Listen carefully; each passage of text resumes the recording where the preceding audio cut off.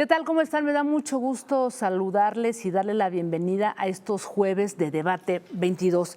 Bueno, hoy tenemos un programa de primerísima, lleno de información, de revelaciones actualizadas de aquella investigación periodística de largo alcance, La Estafa Maestra, publicada a finales del 2017. Un trabajo profundo que reveló un fraude multimillonario contra el erario público durante la administración del expresidente Enrique Peña Nieto. 128 empresas fantasma a través de las cuales el gobierno desvió más de 8,000 millones aproximadamente de pesos a través de 11 secretarías de Estado, 8 universidades públicas, empresas privadas y más de 50 servidores públicos de distintos niveles. 5 años después de publicada La Estafa Maestra en el portal periodístico Animal Político, 2 destacados periodistas que participaron en esta entrega nos regalan este nuevo libro en el que de manera detallada pues nos cuentan los entresijos de esa investigación a través de nuevas entrevistas y varias preguntas. ¿Quiénes fueron los verdaderos maestros de la estafa? ¿Por qué siguen impunes años después de este escándalo? ¿Qué investigaciones están abiertas en la Fiscalía General de la República? ¿Hay chivos expiatorios? ¿Cuál es el papel en este entramado de la exsecretaria Rosario Robles, actualmente presa? Y yo agregaría una más. ¿Sería posible investigar al expresidente Enrique Peña Nieto por este fraude? Bueno, pues planteadas estas preguntas sobre la mesa, doy la bienvenida a Nayeli Roldán y Manuel Ureste, grandes colegas integrantes del portal periodístico Animal Político. ¿Cómo estás, Nayeli? Bienvenida. ¿Qué tal, Jacaranda? Muchísimas gracias por la invitación. Un placer estar en tu espacio. Igualmente, gracias a ti. Y bueno, Manuel Ureste, otro colega también que forma parte de esta investigación, bienvenido. Muchísimas gracias por la invitación y estamos encantados de estar aquí contigo y con todo el auditorio. Qué bueno. Pues vamos a empezar, si te parece, contigo. Nayeli, déjame empezar esta conversación. Decirte, bueno, que este libro realmente me dejó pues gratamente sorprendida. Literalmente me lo cené, me lo desayuné, así en una sentada se puede leer esta extraordinaria entrega.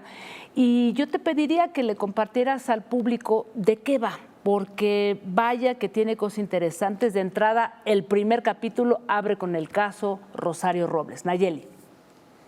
Exacto, Jacaranda. Bueno, pues para empezar, este es un nuevo libro, aunque tenga el título de La Estafa Maestra, pero el subtítulo es La historia del desfalco, justamente porque lo que abordamos en este son 2 vías. Por una parte es cómo hicieron la estafa maestra, quiénes pues prácticamente desplegaron este sistema de corrupción para desviar miles de millones de pesos, y aquí respondemos quiénes y cómo lo hicieron desde el gobierno federal. Y también la otra vía es cómo hicimos la investigación periodística, ¿no? Los equipos tanto de Animal Político como de Mexicanos contra la Corrupción. Detallamos ahí cuáles fueron los pasos, los obstáculos que tuvimos en casi 2 años de investigación de este tema. Y como bien mencionabas, Jacaranda, este libro está escrito de una manera casi como thriller político. El lector lo que va a encontrar sí son datos duros, son hechos, son testimonios, son hechos corroborados que investigamos tanto Manu como yo en aproximadamente 1 año para poder hacer este libro, con más de 50 horas de entrevistas con decenas de fuentes de diferentes niveles, incluso exsecretarios de Estado, que nos contaron cómo se vivió la revelación de la estafa maestra de la investigación periodística en 2017, pero también quiénes eran pues las piezas fundamentales del gobierno. Por eso hablamos de quién es Luis Videgaray, el exsecretario de Hacienda, que pues tenía a su cargo nada más y nada menos que la administración de los recursos públicos, y que pese a que se enteraron, digamos, que en varias dependencias estaba ocurriendo este desvío de recursos, pues aún así se siguieron entregando presupuestos multimillonarios, y que nosotros descubrimos incluso que prácticamente estaban etiquetados, Jacaranda, los recursos que fueron incrementados, digamos, en algunas secretarías, justamente esas que habían hecho los convenios con universidades públicas y que terminó siendo desaparecido en estas empresas fantasma. Entonces, pues sí, abarcamos, digamos que bastante también en esta nueva entrega, Jacaranda. Así es, Nayeli. Y bueno, Manu, Rosario Robles, la única exsecretaria de Estado involucrada en este fraude millonario, hoy en prisión. Nadie más, pero según lo explican ustedes aquí en esta nueva entrega, pues había funcionarios involucrados del más alto nivel. Ya menciona la propia Nayeli, el propio Luis Videgaray. ¿Qué pasa? ¿Por qué no se llega a ninguna otra investigación y solamente Rosario Robles hoy está presa en Santa Marta? Bueno, Jacaranda, pues es una muy buena pregunta, sería muy buena pregunta para la Fiscalía General de la República, ¿no? Porque también nosotros mismos nos preguntamos eso, ¿por qué si en el caso de la estafa maestra documentamos que son hasta 11 dependencias del gobierno federal las involucradas en ese megadesvío de más de 7.000 millones de pesos, incluyendo Pemex, con el señor Lozoya cuando era titular? Que bueno, él, perdóname, está preso, pero por otras razones. Por otro caso, exacto, ¿no? Odebrecht o otros casos, ¿no? Exacto. Estaba Banobras con el actual gobernador del Estado de México, Alfredo del Mazo. En fin, hay un sinfín de dependencias involucradas. Con esto no estamos diciendo que ellos sean, digamos, directamente los culpables. Lo que decimos es que hay muchas dependencias involucradas con muchos altos funcionarios que estuvieron al frente de esas dependencias y que hasta el día de hoy no sabemos si se les ha investigado por este caso. Solamente sabemos que Rosario Robles, que fue titular en sede Solicitatus, si bien hay que decir que en ambas dependencias se repitió el mismo esquema de la estafa maestra, pues esa es la única que está enfrentando, digamos, una prisión preventiva. Hay que decir que no tiene un juicio, no ha tenido todavía una sentencia, todavía es inocente legalmente, pero más allá de imputar a Rosario Robles, y de hecho, como bien decía, ¿no? el libro lo iniciamos con una escena vertiginosa, que es cuando Rosario Robles llega a la audiencia procedente de su viaje en el extranjero, ¿no? Y dice que llega con las faldas bien puestas, pero a medida que va pasando la audiencia, ella misma va viendo que el caso se complica muchísimo, ¿no? Y quisimos empezar con este caso porque nos parece también muy emblemático y además porque decimos esto, ¿no? La estafa maestra no es solo Rosario Robles, ¿no? Rosario Robles fue una de las funcionarias, altas funcionarias y cuyas dependencias están involucradas, pero la estafa maestra va mucho más allá de Rosario Robles, a pesar de que es un personaje efectivamente, pues sí, mediático, pero va mucho más allá de eso. Y al día de hoy, 5 años después o 4 años y tantos después, no vemos que las investigaciones estén apuntando a otros personajes involucrados. Ahora estamos en estos días con las noticias de que el expresidente Peña Nieto parece que tiene 3 causas por las que le están investigando, pero tampoco sabemos si a día de hoy alguna esté relacionada directamente con la estafa maestra, a pesar de que hay testimonios que refieren que el señor presidente Peña Nieto fue alertado del esquema de la estafa maestra cuando él estaba en la presidencia y pues no se hizo nada, ¿no? Así es, ahí tocas un punto importante porque hasta donde sabemos Peña Nieto no está investigado directamente por este caso. Pero a ver, Nayeli, vamos también con otro personaje que realmente me dejó impactada a lo largo de este libro porque pues hay una descripción de este personaje un tanto siniestro que parece a todas luces un tanto gris, ¿no? Pero que en el fondo es uno de los grandes, digamos que diseñadores o de los grandes maestros de esta estafa. Me refiero a Emilio Cebadúa y que hoy, bueno, pues está libre porque primero se adscribió a este criterio de oportunidad, ¿no? Ante la Fiscalía para dar ahí algunos detalles y nombres, ha tenido contradicciones, pero más bien cuéntanos tú, ¿quién es Emilio Cebadúa y qué papel juega en esta gran estafa? Nayeli.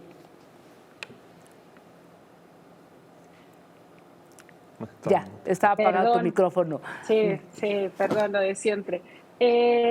Justo, Jacaranda, en este libro tuvimos la oportunidad de ampliar más el espectro justamente de los partícipes en este esquema. Nosotros siempre hemos insistido que si bien Rosario Robles es la única en prisión y a la única que se le sigue una investigación, si así se le puede llamar lo que ha hecho la Fiscalía en estos casi 3 años, es cierto que estuvieron involucrados muchísimos más exfuncionarios de todos los niveles. Partimos, por supuesto, de los titulares de las dependencias porque así con ese rasero, digamos, con el que se está tratando a Rosario Robles, en realidad tendrían que estar siendo investigados los otros 10 también que encabezaban cada una de las dependencias. Pero también siempre insistimos, Jacaranda, desde la investigación original, en que la figura del oficial mayor, es decir, el funcionario que se encargaba de administrar los recursos públicos de cada una de las dependencias, era clave. Y en el caso de la Sedesol y la Sedatu, también se trató del mismo funcionario, así como Rosario Robles repitió como secretaria en ambas dependencias, también repitió Emilio Cebadúa. Él era el encargado de administrar, de distribuir los recursos públicos, de recibirlos, de pagar cada una de las cosas que se contrataban tanto en la Sedesol y en la Sedatu. Y hay que recordar que la Sedesol era la segunda dependencia con el mayor monto desviado en 2017, cuando lo investigamos. Pero este personaje, Jacaranda, este exfuncionario, ha librado todas las acusaciones en estos años, pese a que él sí firmó los convenios, claro, él sí firmó convenios con universidades públicas y que sus subalternos firmaban los cheques, literalmente eran los encargados de liberar los recursos públicos a las universidades y luego estas lo entregaban a las dependencias. Lo que encontramos o lo que revelamos en este libro, Jacaranda, es testimonios, decenas de testimonios de exfuncionarios de universidades públicas que literalmente nos relatan cómo es que Emilio Cebadúa les proponía prácticamente participar en esta estafa, en este sistema de corrupción. También describimos quién es, que él venía pues de la izquierda, también junto con Rosario Robles, él incluso fue representante del PRD ante el INE. Trabajó con Pablo Salazar, el exgobernador de Chiapas, trabajó en la fundación del Bester Gordillo, la fundación CENTE, donde también incluso tuvo ahí ciertas acusaciones de cobro de dinero para secretarios de estados, de educación de los estados, perdón, y luego llega a la Administración Pública Federal como oficial mayor con Rosario Robles, el segundo puesto más importante de una dependencia. Se ganó la confianza de Rosario Robles y si bien no es que él haya engañado propiamente a Rosario, lo que sí sabemos es que supo cómo llegarle. Incluso varios de los colaboradores cercanos de ambos coincidían en relatarnos que él le armaba viajes a la entonces secretaria de Estado y que así la mantenía bastante contenta y a su vez ella le daba como mucho margen de acción para decidir en cuestión financiera en ambas dependencias. Y luego, cuando ella cae en desgracia, ¿no?, que fue el que fuera recluida en el penal de Santa Marta de Acatitla, pues Emilio de Cebadúa simplemente dejó de contestarle el teléfono tanto a ella como a su familia. Y a diferencia de Rosario Robles y de algunos otros exfuncionarios que enfrentan casos judiciales, digamos, acusaciones judiciales, Emilio Cebadúa sí tiene dinero escondido, digamos, porque la Unidad de Inteligencia Financiera realizó una investigación a sus finanzas, a las finanzas de sus hermanos, que pese a que los hermanos, tanto José Ramón como Lourdes Cebadúa, no tienen un trabajo, digamos, que pueda sustentar sus gastos, hicieron millonarios pagos a sus tarjetas American Express. El hermano, José Ramón Cebadúa, que también es representante legal de Emilio Cebadúa, pues resulta que se compró 3 propiedades en Estados Unidos por más de $1 millón. Y aquí lo extraño es, si los hermanos no tienen un trabajo que justifique esos ingresos, si Emilio Cebadúa fue exfuncionario público y estuvo implicado en un esquema donde, o más bien estuvo como funcionario en dependencias donde ocurrió este esquema de desvío, pues resulta, por decirlo menos, extraño, ¿no?, que los hermanos tengan estos gastos y que hasta el momento la Fiscalía no ha avanzado en la investigación ni en contra de Emilio Cebadúa ni en contra de sus hermanos. Emilio Cebadúa pues ha librado a través de amparos toda clase de citas o sí, sobre todo de citas a declarar, y él no ha pisado un solo juzgado en estos 4 años, a diferencia de Rosario, que está en prisión preventiva. Así es, Nayeli. Bueno, déjenme hacer una pausa. Voy a hacer la pregunta porque ustedes mismos la hacen en el prólogo de este libro. Manuel, ¿es Emilio Cebadúa el gran traidor, el que lleva a Rosario Robles a la cárcel, o es Enrique Peña Nieto, como ustedes lo dejan ver también ahí al principio de este libro? Si me permites, después de la pausa, respondemos esta pregunta. Regresamos. Estamos hablando de esta nueva entrega de La Estafa Maestra con Nayeli Roldán y Manuel Ureste. Volvemos.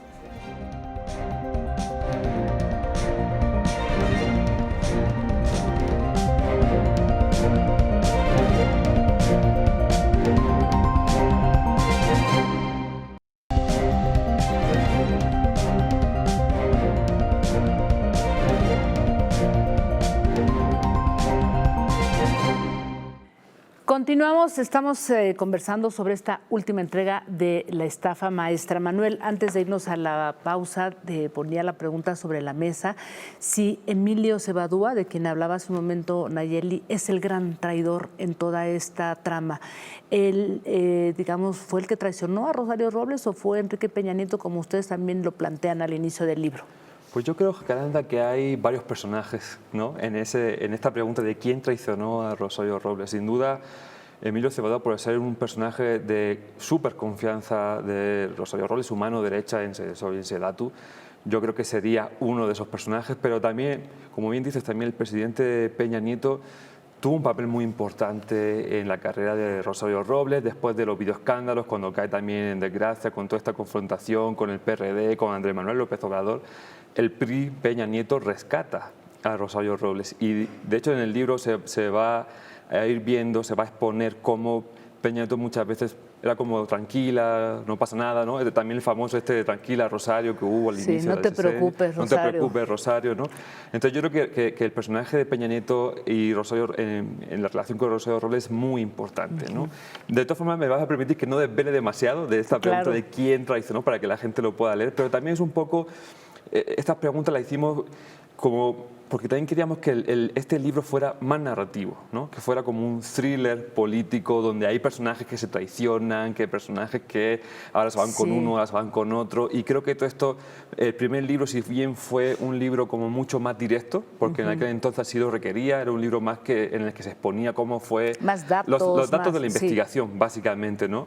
Este es un libro mucho más narrativo, mucho más thriller, mucho más misterio de cómo se llevó a cabo esta estafa maestra, cómo se llevó a cabo también la investigación, aunque también... Y cómo llegamos hasta ese día en que Rosario Robles está ahí en Santa Marta. Y es un libro también que hay que destacarlo, aunque parezca un thriller político o policíaco incluso en algunos puntos, es 100% periodístico, ¿no? Todo está documentado, hay entrevistas, hay documentos y el resultado pues era esto, ¿no? Un libro mucho más, creo que como bien dijiste, que se lee mucho más rápido, creo que también es un libro más entretenido, pero al mismo tiempo aporta revelaciones periodísticas y te cuenta la historia de cómo investigamos los periodistas, la estafa maestra, Exacto.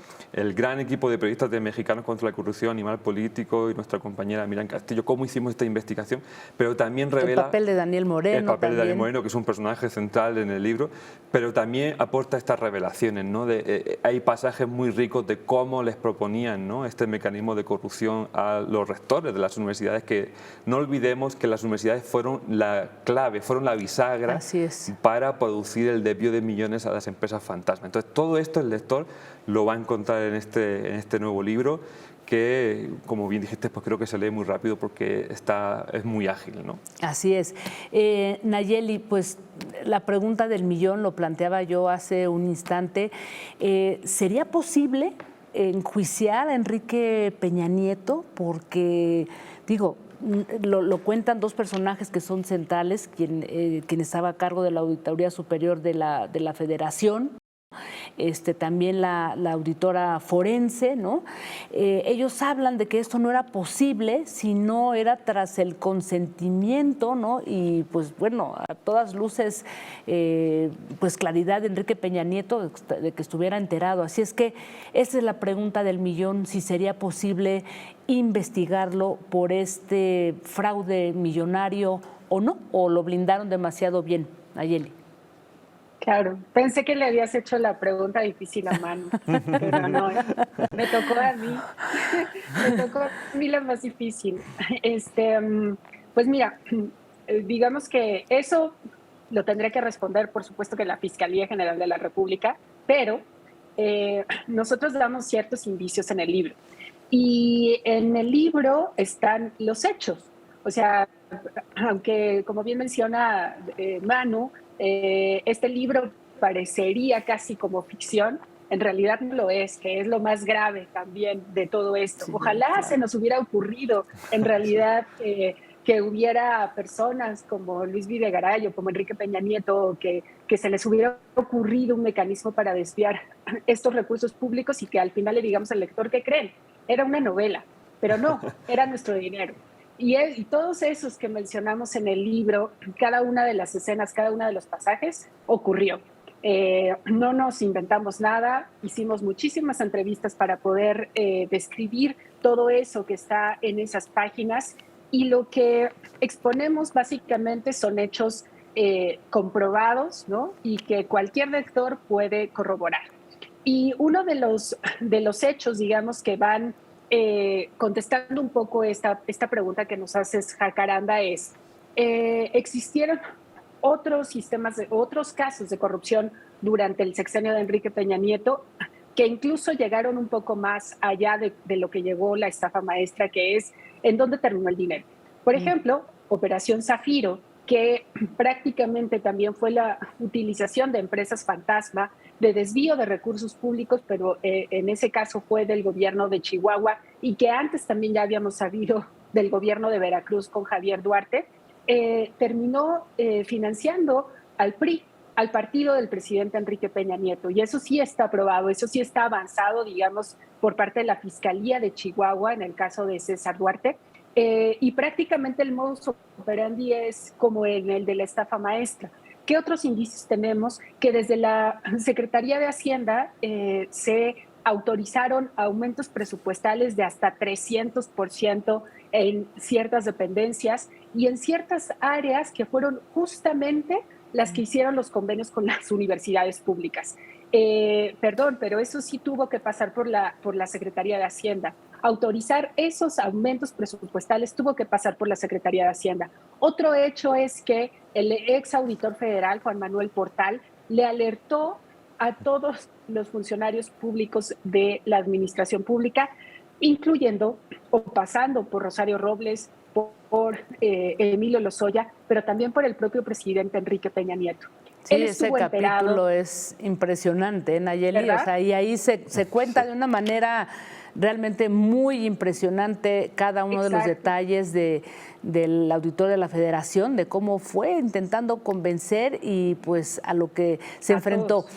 Estamos casi por concluir, ya saben que el implacable tiempo, pero déjame preguntarte antes de irnos, Manuel, ¿qué ven ustedes en el futuro? ¿Qué olfatean periodísticamente a partir de todo lo que está ocurriendo actualmente en este nuevo gobierno? ¿Vamos a ver más funcionarios encarcelados, más investigaciones? ¿Qué ven por ahí?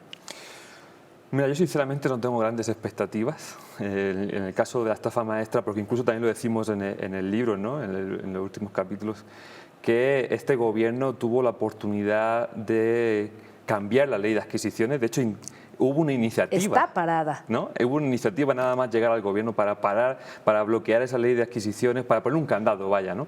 Y no se ha hecho a más de 3 años y tanto de ese intento de reforma, ¿no? Así es. Entonces, no vemos grandes avances en ese sentido en cuanto a la estafa maestra. De momento lo que estamos viendo se limita exclusivamente a Rosario Robles y a algunos personajes de mediano rango que también, como exponemos en el capítulo de los chivos expiatorios, están siendo involucrados a partir de un modus operandi de falsificación de firmas.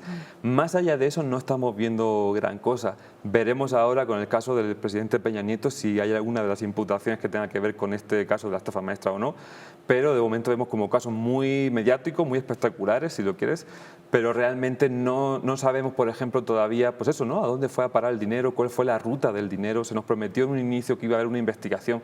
El propio fiscal Gersmanero prometió en una de las pocas intervenciones públicas que dio al inicio que iba a investigar la estafa maestra como un caso de delincuencia organizada y también no hemos se ha visto quedado eso, ahí. ¿no? No hemos visto eso. Entonces, pues no tenemos grandes expectativas, pero seguiremos demandando que el caso de la estafa maestra pues no continúe en la impunidad de manera indefinida, ¿no? Porque fueron más de 7.000 millones lo que pudimos documentar, que es la punta del iceberg, que literalmente pues se perdieron en empresas fantasma y el dinero de todos los mexicanos y todas las mexicanas, y al día de hoy no vemos con claridad para dónde van estas investigaciones. Así es. Pues quiero agradecerles, Nayeli y Manuel, por esta nueva entrega de La estafa maestra, editado por Planeta. Altamente recomendable y, como bien lo han dicho ustedes, se lee así de una forma muy rápida, como una especie de thriller político. Lamentablemente parece una ficción, pero no es así, no lo es. Así es que gracias, Nayeli, por estar aquí con nosotras en debate. Gracias, Manuel. Muchísimas gracias. Un placer tenerles y pues gracias. Enhorabuena siempre por el periodismo de investigación, y gracias a todas y a todos por habernos acompañado. Nos vemos el próximo jueves. Recuerden el programa, además de estarse transmitiendo ahora mismo en Twitter, mañana ya lo pueden encontrar en YouTube. Nos vemos el próximo jueves.